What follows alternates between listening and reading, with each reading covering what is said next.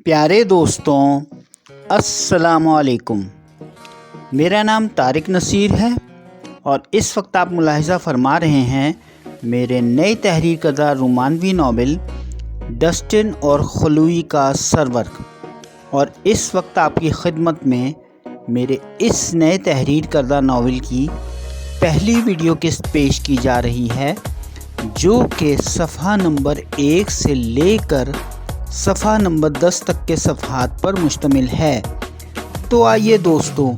اب ہم اپنے اس نئے ناول کی پہلی ویڈیو قسط کا آغاز کرتے ہیں۔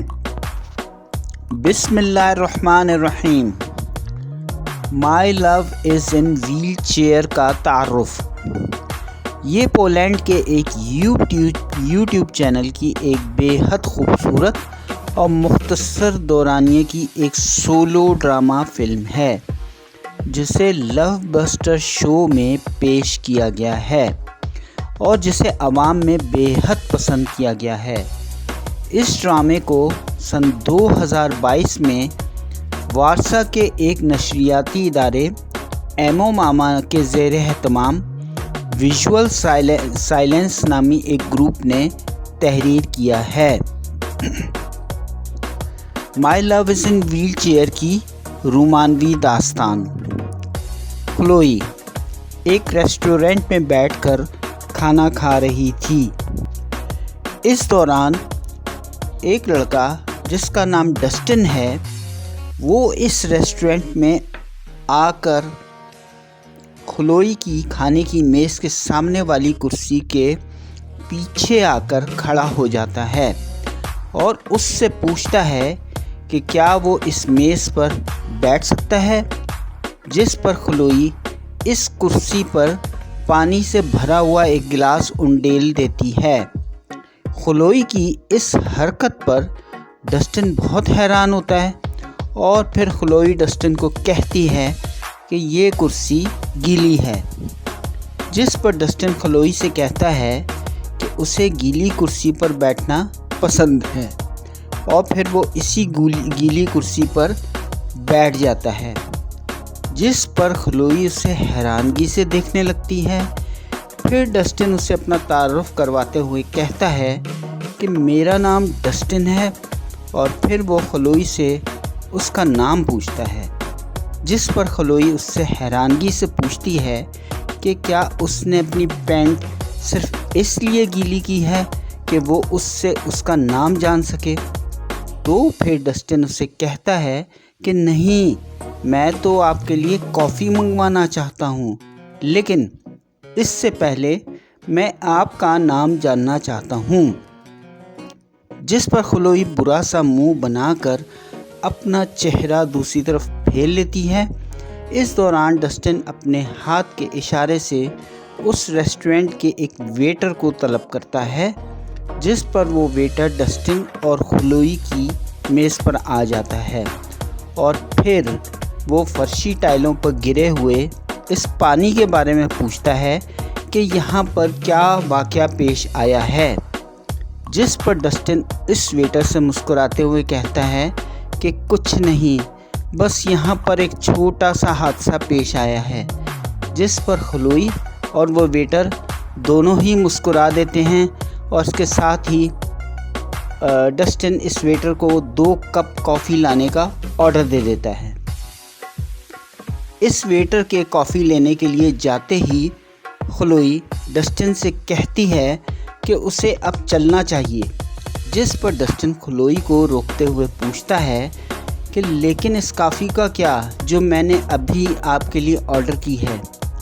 جس پر خلوئی ڈسٹن سے کہتی ہے کہ کافی کے لیے پھر کبھی صحیح، جس پر ڈسٹن خلوئی سے پوچھتا ہے کہ تو پھر کب، جس پر خلوئی ڈسٹن سے کہتی ہے کہ جب تم کہو۔ اس کے بعد خلوئی میز پر پڑے ہوئے ایک ٹشو پیپر کو اٹھا کر اس پر اپنا موبائل نمبر لکھ کر ڈسٹن کو دے دیتی ہے، جس پر ڈسٹن خلوئی کو کہتا ہے کہ ٹھیک ہے اے اجنبی، میں آپ سے اسی نمبر پر رابطہ کروں گا۔ اس کے بعد خلوئی، جو کہ اپنی ویل چیئر پر بیٹھی ہوئی تھی، वो वहाँ से जाने के लिए डस्टिन की आंखों में झांकते हुए अपनी व्हील चेयर को अपनी मेज़ से पीछे की तरफ धकेलती है और जाने के लिए जब डस्टिन के करीब से गुजरने लगती है तो तब डस्टिन को इल्म होता है कि वो तो दोनों टांगों से माजूर है, जिस पर डस्टिन बहुत परेशान हो जाता है और फिर ख्लोई डस्टिन के करीब आकर ठहरती है और उसे अपना नाम ख्लोई बताती है। फिर ख्लोई डस्टिन से पूछती है कि क्या वो कल उसे कॉफ़ी पीने के लिए मदऊ करेगा, जिस पर डस्टिन उसे इस बात में जवाब दे देता है और फिर ख्लोई मुस्कुराते हुए उस रेस्टोरेंट से चली जाती है। और ख्लोई के रेस्टोरेंट से जाते ही डस्टिन ख्लोई का दिया हुआ टिश्यू पेपर, जिस पर उसका मोबाइल नंबर तहरीर था, वो उसे बग़ैर पढ़े ही अपनी कुर्सी के ऐन नीचे फर्श पर गिरे हुए पानी पर गिरा देता है। इस मुलाकात के बाद डस्टिन कभी भी ख्लोई से रब्ता नहीं करता और इस दौरान बहुत सा वक्त भी गुजर जाता है और फिर वो दोनों भी इस मुलाकात को भूल जाते हैं। फिर डस्टिन एक बहुत बड़े और अमीर घराने में बतौर ड्राइवर काम के लिए दरख्वास्त देता है और उसकी ये दरख्वास्त मंजूर कर ली जाती है और उसे अपने फ़राइज़ मनसबी की अदायगी के लिए इस घर में तलब किया जाता है। जब डस्टिन इस महल नुमा खूबसूरत घर में दाखिल होता है, जो कि दरियाए विस्टूला की एक नहर के किनारे पर वाक़ होता है, वहाँ पर डस्टिन की मुलाकात इस घर के मालिक से होती है, जो डस्टिन की दरख्वास्त में दर्ज हवाला जात से मुतासिर होकर डस्टिन की तारीफ़ करते हैं और वो डस्टिन को उसी रोज़ से काम पर रख लेते हैं और वो डस्टिन को अपनी प्यारी बेटी के लिए बतौर ड्राइवर भर्ती कर लेते हैं। और इसके साथ ही वो डस्टिन को बताते हैं कि डस्टिन के फ़राइज़ मनसबी में उनकी प्यारी बेटी को उनके इलाज और मुआलजे के लिए वारसा के सिटी हस्पताल में लेकर आना और जाना भी शामिल है, जिस पर डस्टिन उनसे पूछता है कि आपकी बेटी को हस्पताल कब लेकर जाना है, तो वो बताते हैं कि आज और अभी, क्योंकि उनका हस्पताल में डॉक्टर से अपॉइंटमेंट आज ही तय है। जिसके बाद वो अपनी कार की चाबी डस्टिन के हवाले कर देते हैं और वो अपनी बेटी को आवाज़ देकर बुलाते हैं। तो तब लाउंज से मुल्हिक कमरे से व्हील चेयर पर बैठी हुई एक नौजवान और ख़ूबसूरत लड़की अपनी व्हील चेयर को चलाती हुई बरामद होती है, जो लाउंज में दाखिल हो जाती है और वो लड़की और कोई नहीं खिलाफ़े तवक्को ख्लोई ही होती है। जब ख्लोई अपनी व्हील चेयर को चलाते हुए डस्टिन के पास आती है तो वो दोनों एक दूसरे को देखकर परेशान हो जाते हैं और फिर वो दोनों एक दूसरे को देखकर अपना तारुफ करवाते हैं और हाथ मिलाते हैं, जिस पर ख्लोई के वालिद डस्टिन को कहते हैं कि मेरी बेटी का ख्याल रखना, जिस पर डस्टिन फरमाबरदारी और अदब से सर झुकाकर इस बात में जवाब देता है। इस बातचीत के दौरान ही ख्लोई खुद ही अपनी व्हील चेयर को चलाकर कार पार्किंग में खड़ी हुई अपनी कार में आकर खुद ही बैठ जाती है और जब डस्टिन कार पार्किंग में पहुंचता है तो वो शदीद टेंशन में होता है। उस वक्त तक ख्लोई अपनी कार की पिछली सीट पर कार के दाहिने दरवाजे से दाखिल होने के बाद अंदर बैठ चुकी होती है और वो कार का दरवाज़ा बंद कर रही होती है। डस्टिन बादल नख्वास्ता उसकी व्हील चेयर को समेट कर और बंद करके खामोशी से कार के पिछले बोनट को खोलकर उसमें रख देता है और फिर वो इस कार की ड्राइविंग सीट पर आकर बैठ जाता है और कार को स्टार्ट करके हस्पताल की जानिब रवाना हो जाता है। दौरान सफ़र डस्टिन इसी परेशानी की हालत में ख्लोई से हम कलाम होता है और उसे याद दिलाता है कि वो दोनों कुछ अर्सा कबल एक रेस्टोरेंट में मिले थे, जहां पर वो उसके सामने एक गीली कुर्सी पर जाकर बैठ गया था और वो उससे राब्ता करना चाहता था,